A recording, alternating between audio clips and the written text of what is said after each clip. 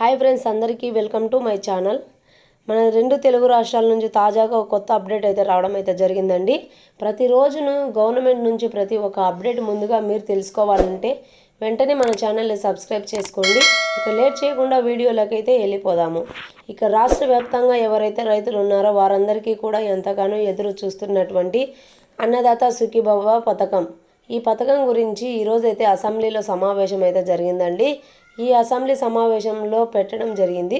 ఈ బడ్జెట్ సమావేశం రైతులు అయితే పెద్ద ప్రాధాన్యత ఇస్తూ రైతులకు అన్నదాత సుఖీభవ డబ్బులు ఎప్పుడు వస్తాయి అని చెప్పి రాష్ట్ర వ్యాప్తంగా రైతులందరూ కూడా ఎంతగానో ఎదురు చూస్తున్నారు అని వీరందరికీ కూడా రైతుల ఖాతాలో 20,000 రూపాయలు అనేది చెప్పి ప్రకటన అయితే చేశారండి. మన గవర్నమెంట్ నుంచి అయితే ఇది చాలా చిన్న మాట అని చెప్పుకోవచ్చు. రైతులకైతే చాలా గొప్ప న్యూస్ అనేది చెప్పుకోవడం అయితే జరిగిందండి. ఇక వివరాలలోకైతే వెళ్ళిపోదాము. ఈ వీడియో ఎక్కడ స్కిప్ చేయకుండా ఎండింగ్ వరకు అయితే చూడండి ఫ్రెండ్స్. ఈ వీడియో మీరు పూర్తిగా చూసినట్లయితే ఈ వీడియోలో ఉన్న సమాచారం అనేది మీకు తెలుస్తుంది. ఇక వివరాలలోకి వెళ్దాము. పలు కీలక రంగాలు ప్రాధాన్యత ఇస్తూ కేటాయింపులు అయితే చేశారు. ప్రత్యేకంగా బడ్జెట్ని మంత్రి అచ్చెన్నాయుడు గారు సభలో అయితే ప్రవేశపెట్టడం అయితే జరిగిందండి. దీనితో కొన్ని కోట్ల వ్యవసాయం బడ్జెట్ని అయితే ప్రతిపాదిస్తూ రైతులకు ఎంతగానో ఎదురు చూస్తున్న అన్నదాత సుఖీభవ పథకంపై గుప్పెడంత ఇస్తూ అన్నమాట రైతన్నలకు అందరికీ కూడా గుడ్ న్యూస్ అయితే చెప్పడం అయితే జరిగిందండి. ప్రత్యేక బడ్జెట్లో మంత్రి అచ్చెన్నాయుడు పలు కీలక ప్రస్తావిస్తూ ప్రభుత్వం ఎంతగానో ప్రాధాన్యత ఇస్తూ 40,300 కోట్లను వ్యవసాయ బడ్జెట్ని అయితే ప్రవేశపెట్టడం అయితే జరిగిందండి.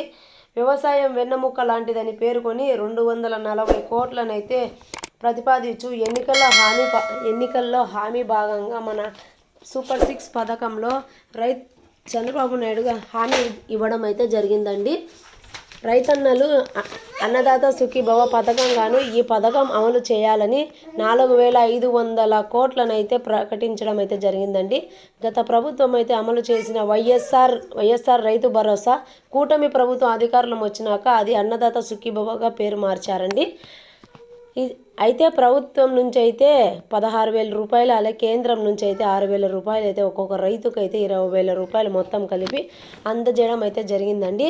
జనవరి సంక్రాంతి నెలలలో ఈ పథకం అమలు చేస్తామని అయితే మన ప్రభుత్వం అయితే నిర్ణయం అయితే తీసుకుందండి. మన చంద్రబాబు నాయుడు గారు సూపర్ 6 పథకంలో హామీలో భాగంగా జనవరి నెలలో సంక్రాంతి నెలలో అయితే ఈ పథకాలు అయితే వదులుతామని అయితే రైతన్నలందరికైతే శుభవార్త అయితే చెప్పడం జరిగిందండి.